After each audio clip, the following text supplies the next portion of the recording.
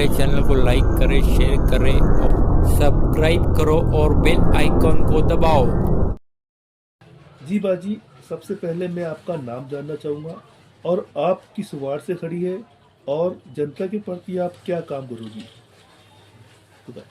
अस्सलाम वालेकुम वरहमतुल्लाहि वबरकातुह। मेरा नाम शहला हसन मोहम्मद अम्मार है। मैं एक बी कंप्यूटर साइंस हूँ।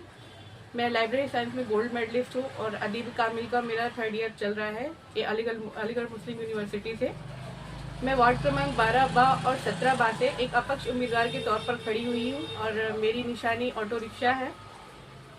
और लोगों के प्रति मेरे काम जो करना है, मुझे जो मुद्दा है मेरा, मैं किस लिए खड़ी हुई हूँ इस इलेक्शन में, ये है कि जैसे हम देख रहे हैं हमारे यहाँ के लोग जो हैं और खास तौर पर जो महिलाएं हैं वो हमारे यहाँ रोज पानी की सुविधाओं से वंचित हैं। पानी की समस्याओं से लोग रोज जूझ रहे हैं। हम देख रहे हैं कि हमारे नगर परिषद से जो पानी का सप्लाई होता है वो महीने में 10-15 दिन के गैप में आता है। तो पीने का पानी जो लोगों को मुहैया हो रहा है वो आप खुद सोचिए कि 10-15 दिन वो पानी कितना चलता होगा।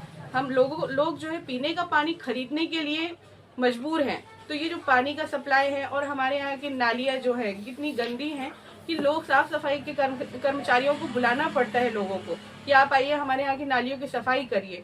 हमारे यहाँ की जो सड़कें इतनी जर्जरी, कभी भी कोई भी दुर्घटना हो सकती है और इस दुर्घटना की जिम्मेदारी कोई भी हमारे यहाँ जिम्मेदारी लेने की जरूरत नहीं समझता है। तो ये जो काम है हमारे वार्डों में नहीं हो रहे हैं। जो सरकार की तरफ से योजनाएं आती है इन कामों के लिए वो लोगों तक नहीं पहुंच रही है। तो मैं लोगों को ये काम करके देना चाहती हूँ और इंशाअल्लाह मैं इस काम को पूरा करके लोगों के उम्मीदों को पूरा करना चाहती हूँ। बाजी, जिस तरीके से अगर बात कर ली जाए, आप जो सियासत में अभी जो उतरे हैं, तो इससे पहले जो आपने जो काम किए वो क्या किए? जी, हमेशा से जैसे आप देखते आ रहे हैं, हमारे खानदान को जान रहे हैं। हमारे जो दादा अब्बा थे वो एक नामी ग्रामी नगर सेवक थे। उन्होंने आप जैसे उनकी मालूमात लेंगे तो उन्होंने उस टाइम पे 91-95 में 400 कर्मचारियों को, सफाई कर्मचारियों को परमानेंट करवाया था। तो आज भी हम देख रहे हैं बहुत से साफ सफाई के जो कर्मचारी हैं वो परमानेंट नहीं है। तो मैं उन लोगों की अर्जी सरकार से करना चाहूंगी कि उनको परमानेंट किया जाए।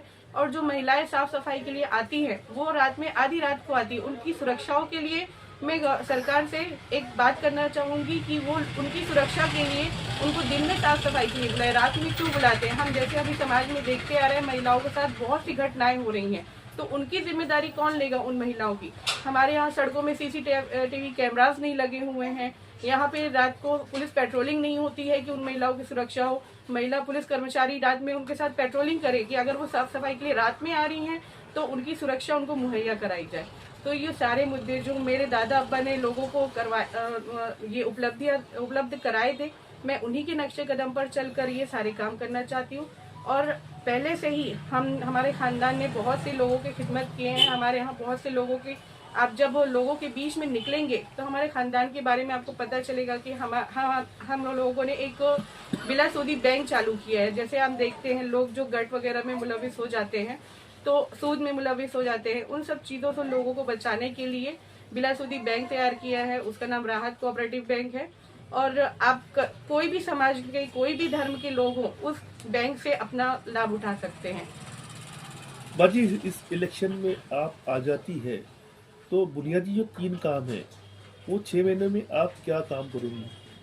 अगर आप इस इलेक्शन में चुनकर आ जाती है तो आने वाले 3 या 6 महीनों में सबसे पहले आप 3 बुनियादी चीज़ें क्या करोगी वो बताइए। देखिए, सबसे पहले तो जो मैं काम करूंगी, जैसे हम देखते आ रहे हैं, सब 3 मेन जो काम है, सड़कें, पानी और साफ सफाई।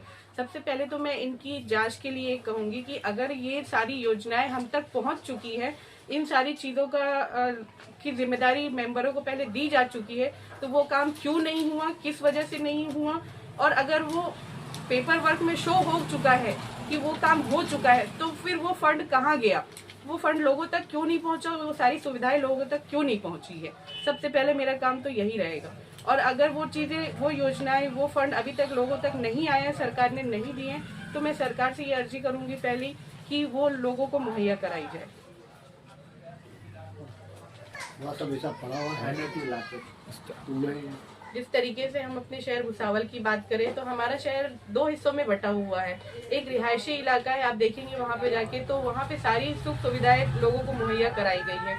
और एक अल्पसंख्यक समाज का इलाका है, वहाँ पे आप देखेंगे वो बहुत पिछड़ा हुआ है। तो उन लोगों को जो सुविधाएं उपलब्ध नहीं हुई हैं, लोगों तक जो सुविधाएं नहीं पहुंची है, वो सुविधाएं इंशाल्लाह मैं उन तक पहुंचाने की कोशिश करूंगी।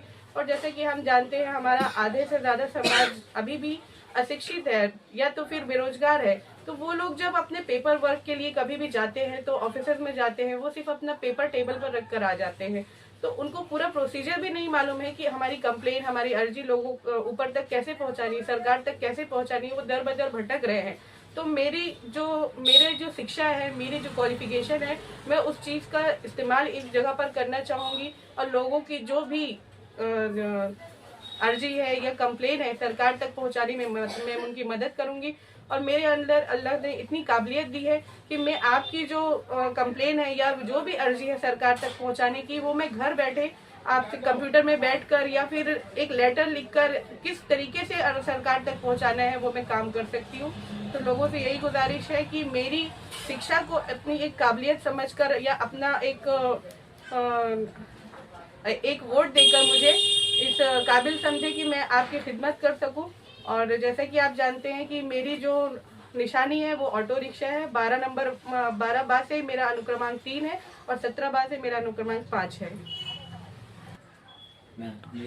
मैं एक उम्मीदवार के तौर पर 12 बा से जाम मोहल्ले से 12 बा से एक उम्मीदवार के तौर पर खड़ी हुई हूँ।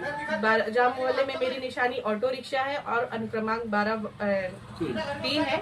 और मोहम्मद अली रोड से 17 बा से मेरी निशानी सेम है, ऑटो रिक्शा, और उसका अनुक्रमांक 5 है।